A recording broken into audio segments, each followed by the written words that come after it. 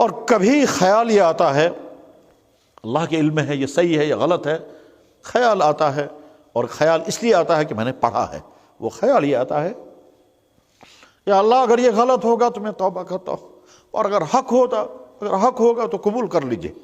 خیال یہ آتا ہے کہ ہم کشمیریوں تک اسلام پہنچنے کی فکر جو خود جناب رسول اکرم صلی اللہ علیہ وسلم نے کی ہے، مگر کیسے؟ ہم کشمیریوں تک اسلام پہنچانے کی فکر خود جناب رسول اکرم صلی اللہ علیہ وسلم نے کی، مگر کیسے؟ یا اللہ اگر یہ غلط ہے تو میں توبہ کروں گا، اگر سچ ہے تو قبول کر لیجئے۔ شاہ ہمدان رحمہ اللہ تعالیٰ کے حالات زندگی میں لکھا ہے کہ یہ چھوٹے بچے تھے، اس زمانے میں بہت بڑے بزرگ تھے، حضرت محمود مزدکانی کے خواب میں جناب رسول اللہ صلی اللہ علیہ وسلم تشریف لائے اور فرمایا میرے خاندان کے بچہ تمہارے پاس آئے گا، تم اس کے علمی اور روحانی تربیت کرنا۔ اور ادھر سے شاہ ہمدان کے خواب میں خود حضور تشریف لائے، فرمایا بیٹا تو مکمل نہیں بن سکے گا، فلاں کے پاس جاؤ۔ اب محمود مزدکانی انتظار میں ہیں جو کچھ خدا سن بندگی کیا خواب میں ارشاد ہوا ہے، انتظار اس میں ادھر سے بچے کو بتایا گیا کہ تم فلاں کے پاس پہنچو۔ بہرحال تلاش کرتے کرتے نونہال جوان رانا میر سید علی حمدانی خواجہ محمود مزدکانی کی خدمت میں پہنچے۔ انہوں نے دل کی گہرائیوں سے ویلکم کیا، کیونکہ آرڈر کہاں سے آیا تھا، اس لیے آنکھوں پر بٹھایا، شاگرد بھی بنایا، آنکھوں پر بٹھایا، خدمت بھی کی، تربیت بھی کی، تعلیم بھی پڑھائی، یہاں تک کہ شاہ ہمدان جینیس انسان بن گیا، اب کری شخصیت بن گئی۔ کیا شخصیت بن گئی؟ علامہ اقبال نے کہا سید السادات سالار عجم، دست او معمار تقدیر امم، داد علم و صنعت و تہذیب و دین۔ یہ وہ شخص ہے جو سیدوں کا سردار ہے اور اجمیوں کا سالار ہے، جو کشمیر میں علم بھی لے کر آیا، دین لے کر آیا، انڈسٹری لے کر کے آیا، اور کلچر تہذیب لے کر کے آیا۔ تیار ہو گئے شاہ ہمدان، اور کیا بن گیا؟ اللہ اکبر، خاندان سادات کا گل سرسبد۔ اب جب تیار ہو گئے، پھر اپنے ماحول میں آ کر کے پھر مختلف حالات سے گزرتے گزرتے آخر میں فیصلہ کر لیا اب میں جاؤں گا کشمیر۔ چنانچہ وہ کشمیر تشریف لائے، اور ان کے آنے پر یہاں اسلام کی بہار آ گئی۔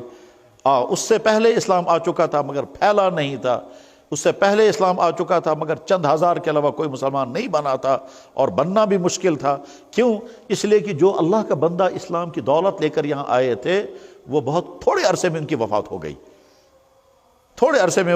ہو گئی، عبد الرحمن بلبل رحمہ اللہ تعالیٰ پہلا شخص ہے جو کشمیر میں اسلام کی دولت، اسلام کی نعمت لے کر کے آ گیا، وہ پہلا شخص ہے۔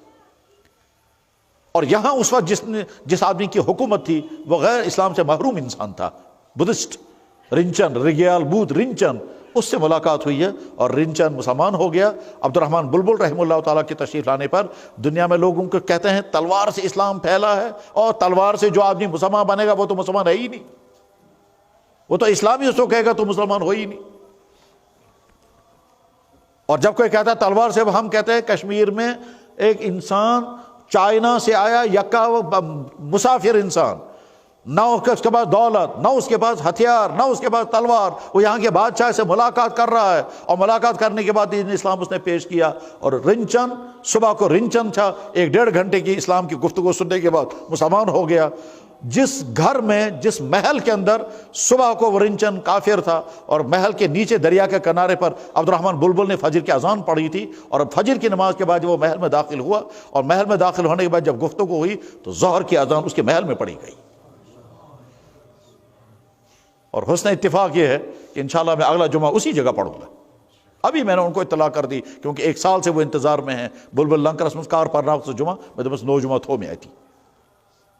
پھر رنچن مسلمان ہو گیا، سیف الدین نام ہو گیا، صدر الدین نام ہو گیا۔ اس کے بعد تھوڑا سا اسلام پھیلا، چند ہزار لوگ مسلمان ہو گئے، عبد الرحمن بلبل کی وفات ہو گئی، صدر الدین کی بھی وفات ہو گئی، پھر حالات پلٹ گئے، پھر اور چیزیں صورتحال پیش آ گئی۔